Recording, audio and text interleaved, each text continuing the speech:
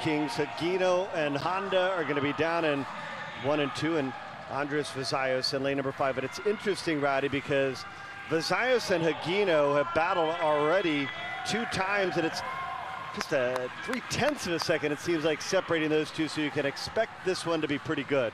Yeah, again, on paper, it shows up to be a fantastic race between these two swimmers. You've got some wild cards in here. Duncan Scott's lifetime best at 1:51.85 from last year. If he can get down to that time, he could be right there with his teammate. But it's really a tale of VAZAIOS on the back half, HAGINO on the front half. That's the way this race will shape up. HAGINO's first 100 versus VAZAIOS in his last 100. HAGINO has won this event twice. VAZAIOS has won this event twice. Yeah. Got a couple brothers in there, the Litchfield brothers. They could be solid. Joe and Max. Joe for New York, Max for Energy. But HAGINO and VAZAIOS are the 2 favorites. And both at 26 years of age, we'll get a chance to see them battle in the ISL for a long time to come.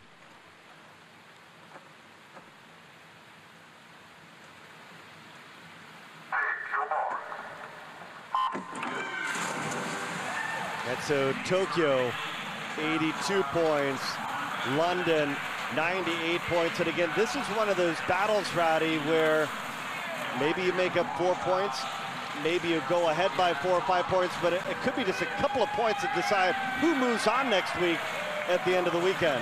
You're so right, and I think the key to this race is absolutely Duncan Scott. He is the most critical piece of this entire London team, I think, because if he's on form, then that's going to be very dangerous. It's just sort of like Morozov for Tokyo. He had to be on form to be able to do it. And I think Duncan Scott's been put in the same position. He hasn't really showed what he did last year. Do you like where he finds himself now? This is exactly where he wants to be, because right now he's right there with HAGINO and ahead of his teammate. Now VAZAIOS, much better back half.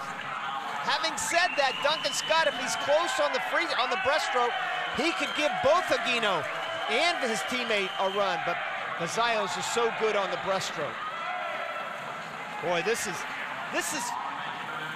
okay, we're 125 meters in, Bernie, but boy, this is the best news London has had all day because of Duncan Scott right there.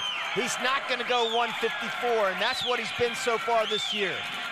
In fact, folks, he is going to be right there, only 0.2 behind HAGINO. HAGINO trying to take down VAZAIOS for the first time this season, but into the picture comes Duncan Scott trying to win it for London. Duncan Scott, look at this man go! He is having a swim of the season so far. And oh wow, how big could this be for London?